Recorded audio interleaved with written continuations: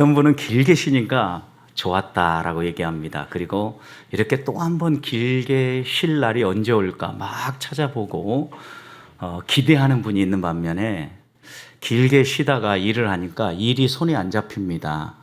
힘들어요. 길게 안 쉬어도 좋으니까 적당하게 쉴만 할 때 좀 짧게 끊어서 여러 번 쉬었으면 좋겠다. 이렇게 이야기하는 분들도 있습니다. 어떻게 지냈는지 그래도 여러분 얼굴을 보면 잘 쉬셨구나라는 생각이 듭니다. 한번 옆에 있는 분들 한번 얼굴 한번 보시겠어요? 긴 연휴 어떻게 지내셨습니까? 한번 여쭤보겠습니다. 네. 그래도 얼굴을 대하고 이렇게 이야기하니까 여러분 얼굴에 미소가 지어지는 걸 보면 잘 지내셨구나 이런 생각이 듭니다. 우리가 잘 지낸다라는 것은 행복하게 지낸다라는 거예요. 그런데 행복하게 산다라는 의미 속에는요, 건강함이 항상 밑받침돼야 돼요. 건강이 무너지고 나면 행복도 같이 무너지는데 신앙생활도 마찬가지인 것 같아요. 우리가 하나님 앞에서 건강한 신앙생활을 하기 위해서 우리가 지난 4주 동안 계속해서 묵상했던 것 가운데 하나는 하나님의 음성을 제대로 들어야 된다라는 거예요. 영적인 양식은 하나님의 말씀을 제대로 듣고 제대로 먹고 제대로 소화할 때 우리의 삶이 건강할 수 있다라는 거예요. 여러분, 그런데 음식을 잘 먹었습니다. 그럼 그 다음 어떻게 해야 됩니까? 소화시켜서 활동해야죠. 여러분, 그런 점에서 우리가 영적인 신앙생활에서 소화하며 활동하면서 하나님을 의지하며 살아갈 때 우리에게 나타나는 현상은 우리의 삶 속에서 함께 하시는 하나님을 경험하는 것이에요. 그래서 두 번째로는요, 하나님이 어떤 분인가 우리가 맛보아 아는 거예요. 여러 가지 맛이 있잖아요. 맛을 보면 이게 좋은 맛인지 안 좋은 맛인지, 그리고 또 내가 좋아하는 것인지 내가 좀 피하고 싶어 하는 것인지 금방 우리가 느낄 수 있죠. 그것처럼 여호와 하나님을 우리가 맛보아서 아는 건데, 오늘 시인 다윗은 8절에서 이렇게 이야기를 합니다. 여러분, 제가 여호와의 선하심을 맛보아 보니까 너무 좋습니다. 여러분들도 여호와의 선하심을 꼭 맛보시기를 원합니다. 그러면서 한마디 더 덧붙이는 게, 여호와의 선하심을 맛보는 사람마다 진짜 복 있는 사람입니다. 이 사람이 행복한 사람입니다. 이렇게 노래를 합니다. 여러분, 저는 이 다윗의 노래가 다윗만의 노래가 아니라 우리 보배교회 성도들의 노래가 될 수 있기를 주님의 이름으로 축복합니다. 그런데요, 안타깝게도 코로나19를 지나면서 여러 가지 변화가 있는데 이런 변화를 우리는 새로운 기준이라고 이야기를 합니다. 그런데 성도들에게도 이런 새로운 기준들이 하나하나 나타나는데 주일 성수에 대한 새로운 개념이 정리되고 있다고 합니다. 코로나 시기에는 공익을 위하여서 몸에 이상이 있고 좀 감염의 증상이 있으면 자진해서 멈추어서 온라인으로 예배하고 다른 사람에게 피해를 주지 말자라는 이런 운동을 전개했는데, 여러분, 코로나가 끝난 이후에도 이제 몸이 좀 이상하고 몸이 좀 불편하면 나는 현장에 안 나가고 온라인으로 예배드려야 되겠다라고 생각하는 사람들이 늘어가고 있다라는 겁니다. 근데 여기에 함정이 하나 있어요. 몸이 이상하면이라는 이 표현입니다. 어떻습니까, 여러분? 아주 애매한 표현이죠. 어떤 것이 몸이 이상한 건지, 정말 이게 전념성을 가지고 있어서 함께 예배하는 사람들에게 불이익을 끼치고 피해를 입힐 것인지를 생각하지 않고 조금만 몸이 불편해도 온라인으로 가정에서 예배하는 사람들의 수가 늘어가고 있다는 겁니다. 그런 점에서 새로운 기준이 하나 나온 겁니다. 그래서 제가 주일에 빠진 분에게 신방 전화를 해서 여쭈면, 목사님 몸이 좀 불편해서요. 그럼 저는 한 번 더 묻습니다. 어디가 어떻게 불편하셔요? 왜냐하면 불편하다라는 것이 너무나 애매한 표현이잖아요. 정말 예배해도 못 나올 정도의 불편함이 있으셨는지, 그리고 그런 문제가 아니면 권면합니다. 다음에는 다시 한 번 더 힘을 내어서, 조금 불편하시더라도 힘을 내어서 함께 예배했으면 좋겠습니다 라고 권면하는 거예요. 여러분, 그러다 보니까 이 코로나 이후에 코로나 이전과 비교했을 때 예배당에 나와서 머무는 시간도 달라졌다고 합니다. 예배만 드리고 그냥 곧장 집으로 돌아가는 사람들이 코로나 이전 한 2017년, 2018년까지만 해도 한 40%이 어간이었다고 하면 코로나 이후에는요, 예배만 드리고 그냥 곧장 집으로 돌아가는 사람이 60%를 넘었다고 합니다. 여러분, 교회 안에 머물지 않고 곧장 집에 간다는 의미는 무엇입니까? 봉사나 섬김, 이런 교회 활동을 하지 아니하고 예배만 드리고 내 필요한 것만 예배 드리고 그냥 댁으로 돌아간다는 의미예요. 그래서 또 한 번 이렇게 물었어요.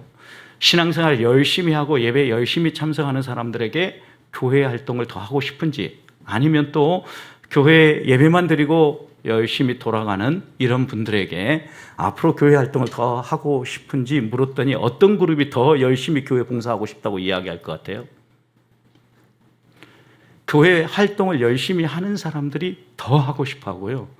예배 드리고 그냥 곧장 집으로 가시는 분들은 역시 하나님 앞에 나아가서 봉사하고 섬기는 것도 덜 하고 싶어 하더라는 거예요. 앞에 그룹은 한 83%가 나왔는데 뒤에 그룹은 45%가 나왔어요. 그러니까 거의 2배의 차이가 있잖아요. 이런 점들을 보면 건강하게 신앙생활하고 우리가 교회 안에서 행복한 신앙생활을 하려고 하면은요, 좀 교회에 머무는 시간을 좀 늘려야 되고 현장에서 만나서 접촉하는 이런 시간들을 늘려야 합니다. 왜 그럴까요, 여러분? 함께 머물면서 경험하는 거예요.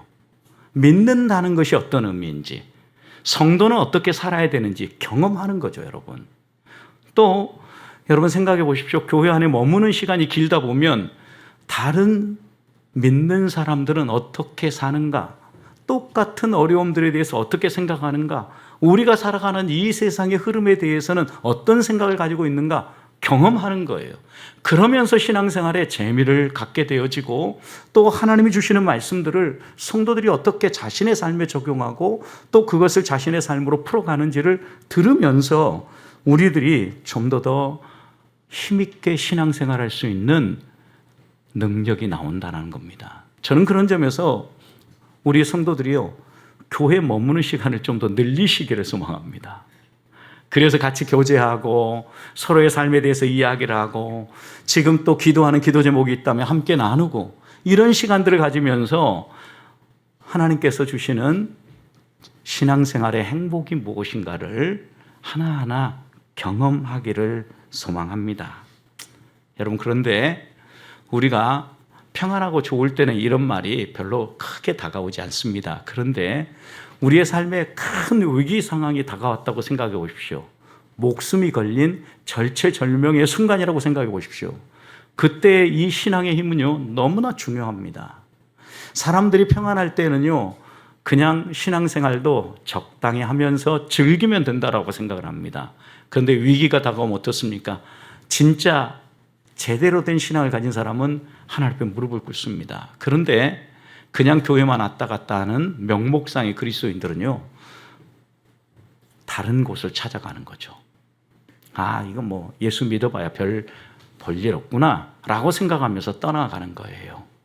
그런데 오늘 함께 읽었던 시편 34편이 어떤 상황에서 쓰여졌습니까? 표제라고 하죠. 1절 바로 앞에 표제가 어떻게 쓰여져 있습니까? 다윗이 아비멜렉 앞에서 미친 채 하다가 쫓겨나면서 지은 시다. 여러분, 아비멜렉은 그 당시 블레셋 왕을 의미해요. 블레셋 왕들을 통칭해서 아비멜렉, 마치 애굽의 왕을 바로 이렇게 하는 것처럼 통칭해서 얘기해요. 이 아비멜렉은 좀 더 정확하게 사무엘서의 내용을 보면 가드, 골리앗의 고향이죠. 가드 왕 아기스였다라고 소개를 하죠. 여러분, 자기 적의 진영에 들어가서 생명을 보존하고자 애쓰고 있는 다윗을 먼저 떠올리고요. 또 그곳에 가서 어떻게 몸 좀 조용히 숨겨보려고 했는데 다윗의 정체가 드러났어요. 죽겠구나 라고 생각을 해서 다윗이 선택한 방법이 무엇입니까? 미친 척한 거예요. 어떻게 생각해 보면 다윗은요, 하나님 앞에서 믿음으로 살고자 애썼지만 모든 것을 거의 다 잃어버린 것 같아요. 사울의 공격에 의해서 생명을 지키기 위해서 도망 다닐 때 여러분, 다윗이 무엇 때문에 도망 다니게 되었다고 생각합니까? 이 본문에서도 쫓겨다니고 있는 신세잖아요. 도망자 신세예요. 다윗이 왜 도망자 신세가 되었습니까? 한마디로 요약을 하면 믿음 때문이에요. 다윗의 인생에 있어서 중요한 전환기는요, 사무엘 선지자가 와서 기름을 부었을 때요, 그를 왕 후보자로 기름을 부었어요. 여러분, 그때까지만 해도 요 주위 인물은 아니었어요. 사람들이 크게 거들떠보지 않았다고요. 그런데 아버지의 심부름에 의해서 블레셋과의 전투를 하고 있는 형들의 상황이 어떤가를 살피기 위해서 방문을 했습니다. 그런데 이때 사건이 터진 거예요. 아니, 키는 크고 키가 3m 가까이 되었으니까 여러분, 키는 크죠. 여러분, 그 옛날에 3m였다면 지금 우리는 2m만 해도 저는 한 190만 쳐다보도 고개를 들어야 되니까 커 보이는데 3m에 가까웠다고 생각해 보십시오. 얼마나 거구였겠어요. 건장한 사람이 최신 무기를 들고 폼을 딱 잡으면서 하나님을 욕하고 이스라엘 백성을 모욕을 하는데 갑자기 그걸 보는 순간 다윗의 마음속에 울분이 올라오기 시작한 거예요. 저놈 봐라. 지가 뭔데 우리 하나님을 욕해? 하나님 믿는 백성들을 이렇게 모욕할 수 있어? 이러면서 다윗의 마음이 울분이 올랐어요. 그리고 그의 마음이 움직였어요.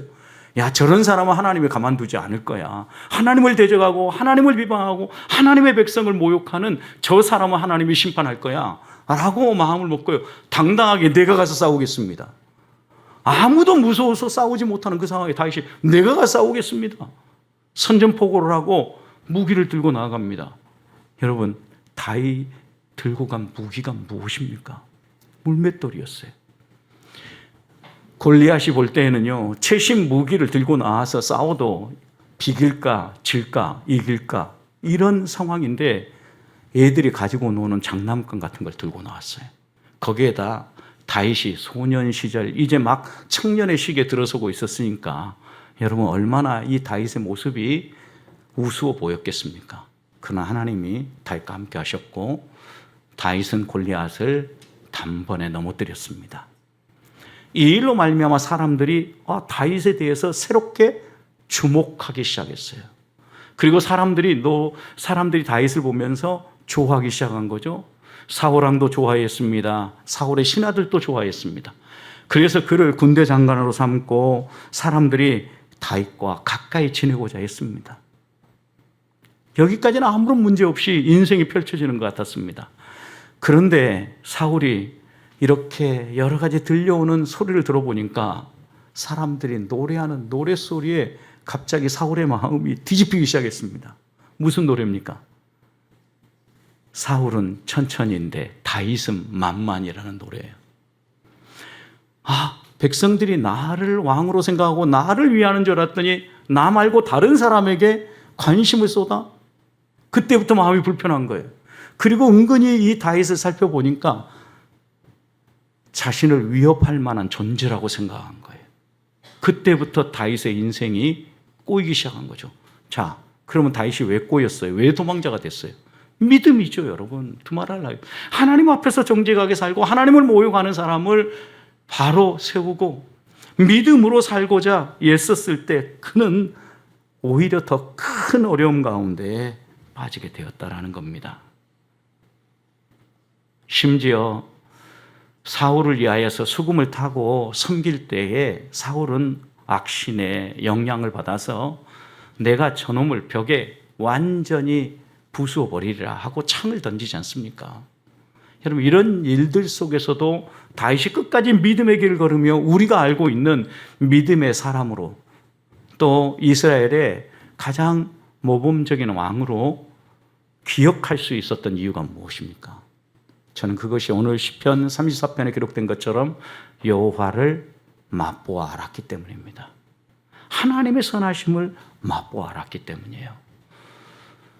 다윗은 어떻게 여호와의 선하심을 맛보아 알았을까요? 우리는 어떻게 하면 그 하나님의 선하심을 맛보면서 신앙생활을 할 수 있을까요? 오늘 첫 번째는요, 1절 말씀을 보십시오. 내가 여호와를 항상 송축하며 내 입술로 항상 주를 찬송하리라 그랬어요. 자, 이 상황이 어떤 상황이에요?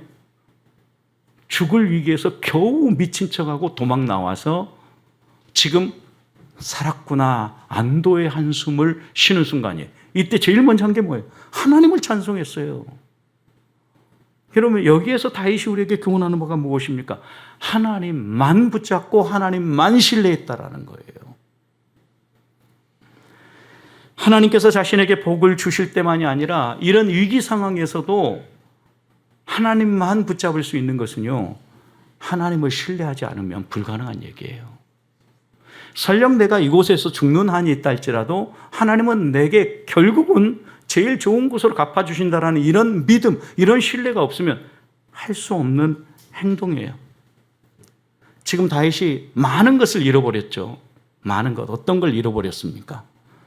자신의 지위를 잃어버렸습니다. 자기의 삶의 터전, 지위. 아버지의 아들로서, 목동으로서 양떼를 지키며 살 수 있는 행복 잃어버렸어요. 또 언젠가는 자기를 인정하는 것처럼 군대에 지휘관을 세워주고 또 자기를 정말 사랑하는 것처럼 보였는데 어느 날 갑자기 이 모든 지위를 다 잃어버렸어요. 자기 목숨을 구하기 때문에 아버지도 떠나야 했어요. 사랑하는 아내도 떠나야 했어요. 가족들을 떠날 수밖에 없는 상황이에요. 잃어가고 다 잃어버린 거죠. 그것만이 아닙니다. 사울이 그렇게 강력하게 공격할 때 다윗 편에 서 주었던 영적인 스승 사무엘도 사무엘상 25장을 보면 사울의 첩자에 의해서 바람 광야로 도망할 때 때마침 하나님이요 사무엘을 하나님 품에 안아버려요. 여러분, 사울의 첩자에 의해서 도망하고 있는 이 순간에 그 전까지는요 사무엘과 함께 지냈거든요. 다윗이 얼마나 든든했겠어요. 영적인 지도자가 자기 곁에서 여러분 어려운 상황마다 함께 했으니까. 그런데 하나님은 더 어려운 상황이 또 펼쳐지니까 때 맞춰 사무엘도 들어가 버리신 거죠. 앞이 깜깜해졌을 거예요. 여러분, 그런데 거기에다가 또 이 시편 34편의 배경인 아기스 왕 앞에서 죽을 위기를 만난 거예요. 여러분, 아기스 왕 앞에서 미친 척하고 나왔다. 이 얘기는 그냥 우리가 지나가는데요. 사무엘상 21장을 보면요. 그 앞에서 살기 위해서 어떻게 했느냐. 그의 행동을 변하여 미친 채 하고 대문짝을 그적거리면서 침을 수염에 흘렸다. 여러분, 완전히 인간의 존엄성마저도 잃어버리게 된 상황인 거죠. 왜냐? 자기의 가치와 자기의 존재, 자기의 어떻게 보면 정체성까지도 지금 다 포기하고 미친 사람 인척하는 거죠. 인간의 어떻게 보면 마지막 남은 동물과 다른 존엄성마저도 지금 잃어버리고 있는 상황. 그러니까 거의 모든 걸 다 빼앗겨요.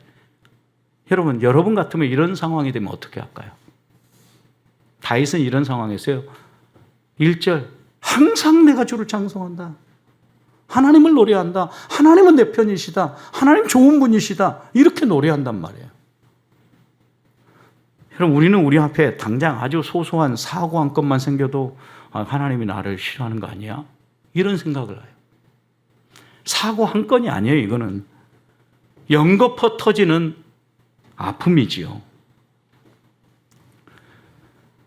적어도 다윗은 하나님이 어떤 분인가를 맛보아 알았기 때문에 이럴 수 있었던 거예요. 그래서 바울 사도는요, 하나님이 왜 우리를 사랑한다면 우리에게 이런 아픔을 주는가에 대해 고린도서 1장 8절과 9절에서 이렇게 말씀하셨어요. 형제들아, 우리가 아시아에서 당한 환난을 너희가 모르기 원하지 아니하노니 힘에 급도록 심한 고난을 당하여 살 소망까지 끊어지고 우리는 우리 자신이 사형 선고를 받은 줄 알았다. 여러분, 얼마나 이 전도 여행을 하면서 힘들었어요. 나쁜 짓 한 게 아니에요. 복음 전하고 하나님을 위하고 하나님 나라를 위해서 자신의 모든 걸 드린 거예요. 여러분, 그런데 위험을 만났는데 살 소망까지 끊어졌어요. 사형 선고를 받은 것 같아요. 여러분, 이런 상황 가운데서 하나님이 왜 우리를 하나님의 말씀을 따라 살아가는데 우리를 왜 이런 상황으로 몰아넣는지 바울은 고린도후서 1장 9절 이어서 이렇게 얘기합니다. 이는 우리로 자기를 의지하지 말고, 자기가 누굽니까? 나 자신이에요. 나 자신을 의지하지 말고 오직 죽은 자를 다시 살리시는 하나님만 의지하게 하려 합니다. 누구를 의지하게 하려고요? 하나님만 붙잡으라고. 여러분, 그러니까 생각해 보십시오. 우리가 하나님만을 온전히 붙잡지 아니하고 하나님 온전히 신뢰하지 않으면, 하나님 우리를 사랑하면요, 우리를 온전히 신뢰하도록 하나님이 손짓하셔요. 수많은 경고등을 켜시며 우리의 주변의 환경을 만져서라도 우리를 부르신다라는 거예요. 그러니 여러분, 겨우 생명을 지켜가지고 나온 사람이 여호와를 찬송합니다, 하나님은 정말 좋은 분입니다, 이런 분 없습니다 라고 노래하면 사람들이 어떻게 생각했어요? 저놈 미쳐도 빤듯 미쳤구나 라고 이렇게 생각하지 않겠어요? 여러분 생각에 다윗이 미친 사람처럼 느껴지십니까? 아니시죠. 미친 사람이 아니에요. 하나님이 어떤 분인가를 알았기 때문에 이렇게 행동할 수 있는 거죠. 그런 점에서 성도는 이 땅을 살아갈 때 세상 사람들과 다른 면모가 있는 사람이에요. 그들이 보지 못한 걸 보고 그들이 경험하지 못한 하나님을 경험하고 살아가는데, 성도가 세상 사람과 똑같다라는 것은 말이 안 되는 거죠.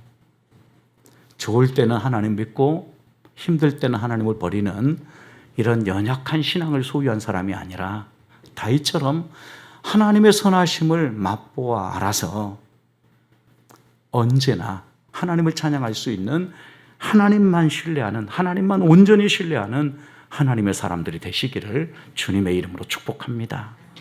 두 번째 비결입니다. 5절을 보십시오. 그들이 주를 앙망하고 광채를 내었으니 그들의 얼굴은 부끄럽지 아니하리로다. 여기에 이 말씀은 하나님을 앙망하라는 거예요. 하나님을 앙망하면 하나님 앞에서 부끄러움을 당하지 않는다라고 노래합니다. 여러분, 두 번째 하나님의 선하심을 경험할 수 있는 것은요, 주를 앙망하는 거예요. 하나님을 앙망하는 거예요. 앙망한다라는 것은요, 시선을 하나님께 고정하고 우리의 모든 감각을 동원하여서 집중한다라는 거예요. 여러분, 그냥 바라보는 게 아니에요. 시선을 딱 맞추고 난 다음에 우리의 모든 감각, 우리의 모든 기관을 집중해서 하나님을 바라보는 거예요. 이게 뭐예요? 하나님을 앙망하는 거예요. 여러분, 이렇게 하나님을 앙망하면 그 다음 우리 안에 생겨나는 감정이 있는데, 여러분, 이 우주 만물을 창조하신 하나님 앞에 여러분 딱 서보십시오. 그럼 어떤 감정이 듭니까? 갑자기 마음에 이상한 감정이 들어오는데 그 감정과 함께 두려움이 와요. 하나님을 피하고 도망하고 싶은 두려움이 아니라, 와, 하나님이 이런 분이시다니라는 하나님을 향한 경외심이 나온다고요. 그래서 하나님을 앙망하는 것과 하나님을 경외하는 것은요, 맞닿아 있어요. 7절 이어서 보십시오. 그래서 이렇게 이야기합니다. 여호와의 천사가 주를 경외하는 자는 둘로 진치고 그를 건지시는도다.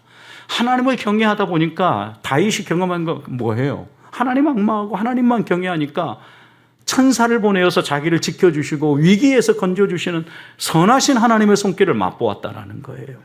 또 9절도 보십시오. 너희 성도들아 여호와를 경외하라. 내가 그것을 맛보아 봤는데, 하나님을 경외해 봤는데, 그 경외하는 사람에게는 하나님 어떻게 하신다? 부족함이 없게 하신다라는 거예요. 채워주신다라는 거예요. 결국 다윗의 삶을 통하여서 하나님이 어떻게 채워주셨는가 분명하게 보여주셨잖아요. 자식이 없어서 무시당했던 여러분 한나를 기억해 보십시오. 한나는요, 남편을 만나서 그냥 지낼 때는 아무런 문제가 없었어요. 그런데 분인나만 만나면 열이 막 솟아오르는 거예요. 그냥 만나는 것도 조금 불편하려고 하는데 만나기만 하면 분인나가 은근히 막 긁는 거예요. 뭘 긁는 거예요?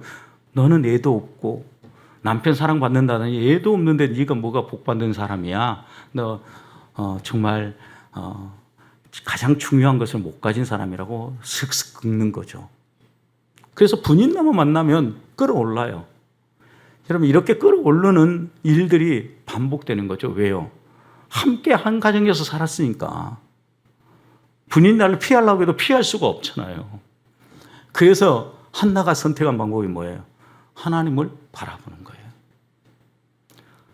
아무리 남편이 두 몫을 준다고 해도 위로가 되지 않아요. 남편이 아무리 사랑을 하고 잘해준다고 해도 위로가 안 돼요. 왜? 분인나가 옆에 있는 한 해결되지 않아요.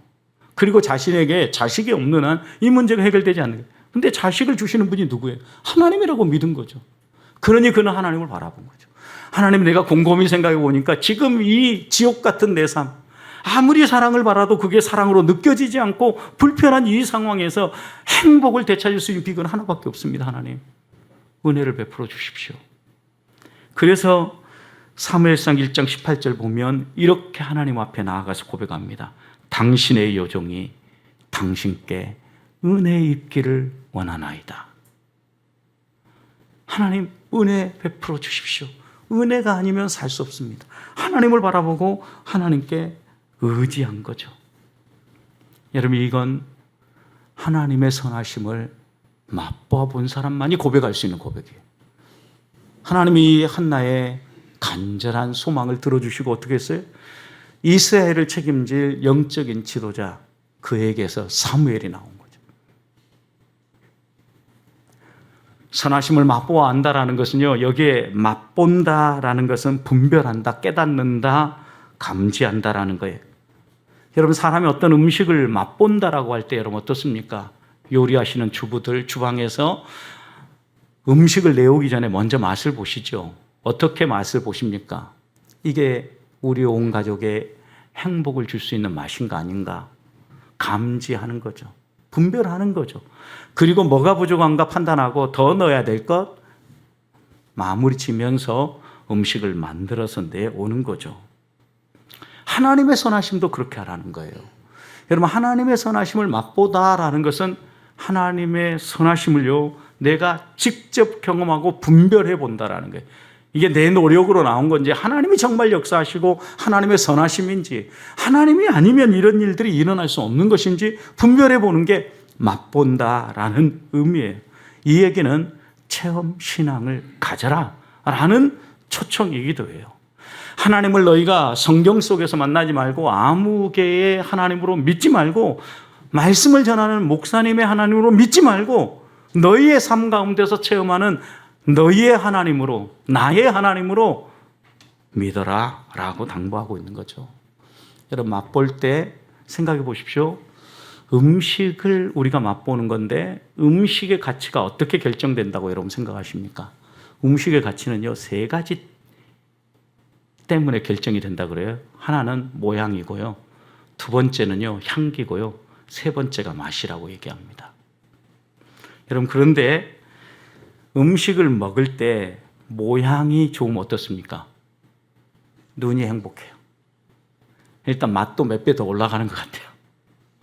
두 번째, 향기 생각해 보십시오. 향기가 좋으면 우리의 마음이 즐거워지고요, 코로 느껴지는 이 기분이 막 좋아지죠. 그래서 막 배고플 때 여러분 맛있는 음식 냄새가 오면 어때요?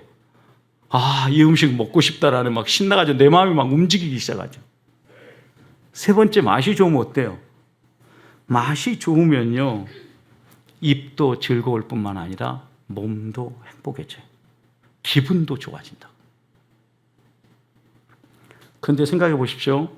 이것들 가운데 가장 중요한 것은 뭘까요? 음식의 가치를 결정하는 이 세 가지 가운데 가장 중요한 거. 여러 가지가 생각에 머릿속에 들 것입니다. 여러분, 그런데 아무리 보기 좋고 향기가 좋아도 맛이 없으면 그 음식점 가서 또 그 음식 먹고 싶던가요? 정말 좋은 그릇에 아름답게 플레이팅하고 또 좋은 향기가 나는데 막상 입맛을 딱 맛봤는데 내 입맛이 아니야. 다시 안 가겠죠. 여러분, 그런데 냄새가 별로야. 뭐 플레이팅 해놓은 것도 그냥 아주 평범해. 그런데 딱 먹어보는 순간 눈이 번쩍 뜨였어요. 나만 먹으면 안 되겠는데, 이거 아내도 데려오고 우리 가족도 같이 한번 더 먹어봐야 되겠는데, 이렇게 느껴지는 맛이라면 어떨 것 같아요? 다시 또 가서 가족과 함께 먹겠죠. 여러분, 음식을 좌우하는 것은 그래서 맛이에요. 맛. 우리가 하나님을 믿는다라고 얘기할 때 하나님이 베풀어 주시는 여러 가지 것들이 있어요. 그런데 그 여러 가지 것들 가운데 가장 중요한 것이 있다고 하면 하나님이 어떤 분이신가를 맛보아하는 거예요. 하나님에 대한 바른 이해가 생기면 그 하나님을 맛보고 나면요, 오지 말라고 해도, 교회 찬양이 별로여도, 예배 시간 분위기가 별로여도, 교회 또 만나는 사람이 자꾸 내 마음을 긁어도 예배에 꼭 나오게 되어지는 거예요. 하나님을 체험하고 하나님을 맛보아 알면요. 그래서 우리가 두 번째 하나님의 선하심을 맛보아 알려고 하면요, 하나님을 앙망하고 경외하는 마음이 우리에게 있어야 돼요. 하나님에게만 집중하고 하나님이 내게 베풀으신 은혜를 사모하는 마음이 있을 때 그 하나님의 선하심을 체험하며 경험할 수 있다는 사실을 기억하며 한 주간 그렇게 사시기를 축복합니다. 마지막입니다. 하나님을 간절히 찾아야 하나님을 경험할 수 있다고 4절 이야기하죠. 내가 여호와께 간구하며, 그냥 기도한 게 아니죠. 간절히 기도하며 내게 응답하시고 내 모든 두려움에서 나를 건지셨도다. 여러분, 어려운 위기 상황에서 건진 게 아니라 두려움에서 건졌다고 다윗이 고백했어요. 다윗에게 있어서 가장 큰 적이 누구라는 거예요? 사울이 아니라는 거죠. 블레셋의 사람들이 아니에요. 사울의 신하들이 아니라고요. 다윗에게 가장 큰 적이 있었다고 하면 자기 안에 있는 두려움이라고 했어요. 하나님 앞에 간절히 이런 문제를 놓고 기도했더니 그 두려움을 쫓아내신 거죠. 여러분, 이 두려움이 사라지는 순간 누가 환히 보였겠어요? 자기 안에 자기를 위하고 자기를 위해서 일하시는 하나님이 보였을 거 아니에요. 두려움이 떠나고 나니까. 여러분, 그냥 얼마나 감사해요. 다윗이 도망다니면서 숨었던 아둘람 굴, 여러분, 지난 몇 년 전에 이스라엘 성경의 땅 답사 갔을 때 직접 들어가 보신 분들 계시죠, 여러분? 얼마나 위험하면요, 안내하는 가이드분이요, 무서우신 분들은 안 따라오지 말라고, 밖에 그냥 계시라고. 들어가는 곳도 그렇고 거기에 들어가서 정말 기어다녀서 들어가는 모든 과정이요, 쉽지 않은 그 아둘람 굴이었어요. 저는 가이드가 인도하는 대로 따라 들어갔어요. 그런데도 들어가는데 약간 두려움이 있더라고요. 야, 이거 가다가 나 이게 또 폐쇄공포증이 재발하면 어떻게 되는 거야? 갑자기 제풀에 꺾여가지고 이거 또 막 쓰러져 있는 거 아니야? 뭐 이런 두려움이 막 오더라고요. 여러분, 그런데 다윗은 혼자였어, 혼자. 그리고 그 굴이 어떤 상황인가도 몰라요. 깜깜해요. 맹수가 숨어 있는지 독을 가진 뱀이 숨어 있는지 모르는 곳이 들어갔어요. 어떻게 이렇게 할 수 있었겠냐고요. 하나님을 신뢰했기 때문이에요. 그의 두려움이 사라지고 나니까 설령 여기서 죽는다 할지라도 하나님이 나와 함께 하시며 나를 살려주실 거라는 믿음이 있었으니까 다윗은 이렇게 행동할 수 있었다라는 거예요. 우리 안에 그래서 하나님 앞에 간절하게 간구하는 이 기도가 무너져 버리면요, 우리의 마음속에 두려움이 진을 치게 돼 있어요. 저는 하나님의 선하심을 맛보기 위해서 우리 보백교회 성도들이 기도를 회복하기를 소망합니다. 기도가 살아나야 하나님을 경험할 수 있어요. 6절도 보십시오. 이 공고한 자가 부르짖음에, 정말 앞이 캄캄한 상황에서 부르심에 하나님께서 들으시고 그 모든 환난에서 어때요? 구원해 주셨다는, 두려움도 떨쳐주셨을 뿐만 아니라 환난 가운데서도 건져주시는 놀라운 은혜를 베풀어 주셨다라는 거예요. 10절 보십시오. 젊은 사자는 궁핍하여 줄일지라도 여호와를 어떻게 하는 사람? 찾는 사람. 하나님 없으면 못 삽니다, 도와주세요 라고 찾는 자에게 하나님 어떻게 하신다고요? 모든 좋은 것을 채워주신다라는 거예요. 하나님은 하나님께 나와 부르짖어 기도하는 사람을 좋아하십니다. 하나님께 기도하는 사람을 좋아하십니다. 하나님의 선하심을 맛보고 싶다면 기도의 자리에 서 있으십시다. 그리고 하나님 앞에 기도할 때 하나님이 베풀어 주신 그 은혜들을 하나하나 생각해 보십시오. 다윗에게 이렇게 해줬다면 우리에게도 그렇게 하실 거 아니에요. 4절, 모든 두려움에서 건져주셨죠. 5절, 부끄러움을 당하지 않게 해주셨어요. 6절, 환난에서 건져주셨어요. 10절, 모든 좋은 것으로 채워주셨어요.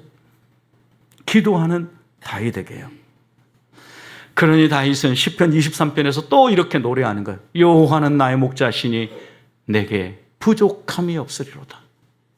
여러분, 하나님께서 나를 인도해 가시는데 정말 먹을 것이 풍성한 푸른 초장으로, 아무 두려움 없이 걱정 없이 쉴 만한 물가로, 심지어 원수의 눈앞에서도 잔치상을 펼쳐주시면서 수고했다 격려하며 밀어주시는 그 하나님을 경험하고 보니까 여호와는 나의 목자시니 내게 부족함이 없다라고 노래할 수 있었던 겁니다. 고라자손도 성전에 올라가면서 시편 84편 11절에서 이렇게 노래했습니다. 여호와께서 은혜와 영화를 주시며 정직하게 행하는 자에게 좋은 것을 아끼지 아니하시리로다. 하나님이 어떤 분인가를 맛보아 알았기 때문에 이렇게 노래하는 거죠. 바울 사도도 빌립보서 4장 19절에서 나의 하나님이 그리스도 예수 안에서 영광 가운데 그 풍성한 대로 너희 모든 쓸 것을 채우시리라. 누가요? 하나님이요. 사랑하는 성도 여러분, 하나님의 선하심을 맛보아 알고 싶으십니까? 하나님의 선하심을 맛보아 알기 원한다면 하나님만 신뢰하십시다. 그리고 하나님께 우리의 시선을 고정하고 하나님만 앙망하고 하나님만 경외하십시다. 그 경외함이 우리의 온전한 기도로 하나님 앞에 무릎 꿇는 우리의 삶으로 드러나서 살아계신 하나님이 순간순간마다 우리에게 찾아오셔서 하나님이 어떤 분인가 보여주시고 생활 가운데서 하나님을 경험하며 살아가도록 만나주시는 은혜를 한 주간 누리시기를 주님의 이름으로 축복합니다.